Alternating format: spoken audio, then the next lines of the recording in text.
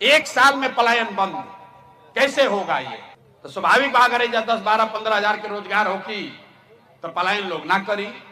कुल 50 लाख से ज्यादा लोग, 50 लाख से ज्यादा युवा जो है वो बाहर गया है मजदूरी करने। जो लोग बाहर गया है मजदूरी करने वो औसतन 12 से 15 हजार रुपया कमाता है और खर्चा के बाद घरे 6 से 8 हजार रुपया भेजता है।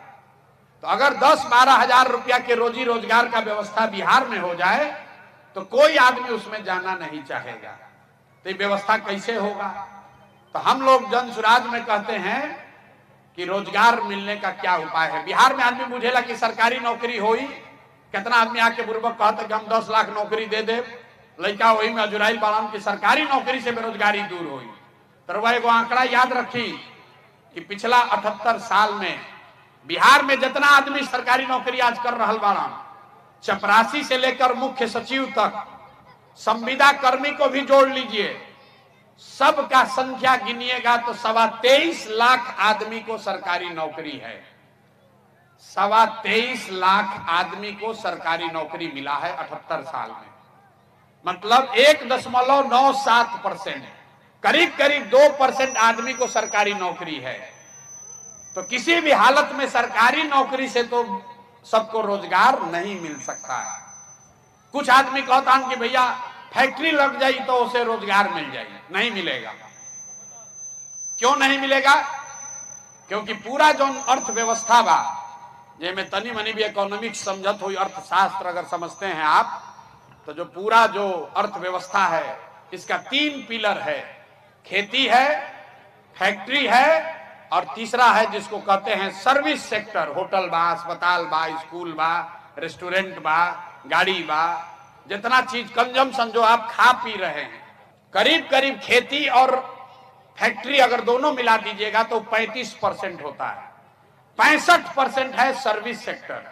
सैलून कोई खोला है, कोई मिठाई का दुकान खोला है, कोई रेस्टोरेंट चला रहा है, कोई स्कूल चला रहा है, कोई अस्पताल चला रहा है, कोई टैक्सी का धंधा किया है, ये सब सर्विस सेक्टर है। तो 100 रुपया के अर्थव्यवस्था में 65 रुपया ये सर्विस सेक्टर है। और सर्विस सेक्टर में सबसे ज्यादा जरूरत क्या है? आपके पास पूंजी होना चाहिए। पैसा रही तबे ना रोजी रोजगार करब। तो बिहार में पूंजी का बहुत बड़ा अभाव है। यहां लोगों के पास पूंजी नहीं है।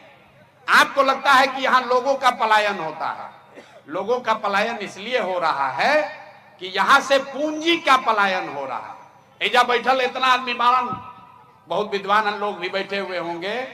आपको यह शायद पता नहीं है कि बिहार से हर साल 2.5 लाख करोड़ रुपया, 2.5 लाख करोड़ रुपया बैंक, जो आप और हम अपने बैंक में यहां जमा करते हैं, 2.5 लाख करोड़ रुपया बैंक वाला बिहार से बाहर भेजता है। गुजरात में, तमिलनाडु में, उत्तर प्रदेश में, कर्नाटक में, आंध्र प्रदेश में।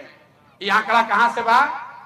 रिजर्व बैंक ऑफ इंडिया बताता है। बैंक जो है, बैंक का जिम्मेवारी है कि जितना रुपया आप बैंक में जमा कीजिएगा उसका 70% पैसा आपको, समाज को ऋण के तौर पर मिलना चाहिए, जिससे आप घर बना सकें, गाड़ी खरीद सकें, धंधा रोजी रोजगार कर सकें।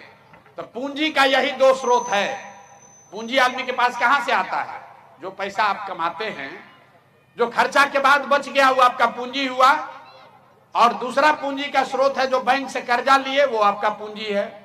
मान ली कि रुआ घर बनावता नहीं, 1 लाख रुपया रुआ बचत कैले बानी, 4 लाख रुपया बैंक से लेनी तो 5 लाख के घर बनावता नहीं, फिर धीरे धीरे कर्जा वापस करब।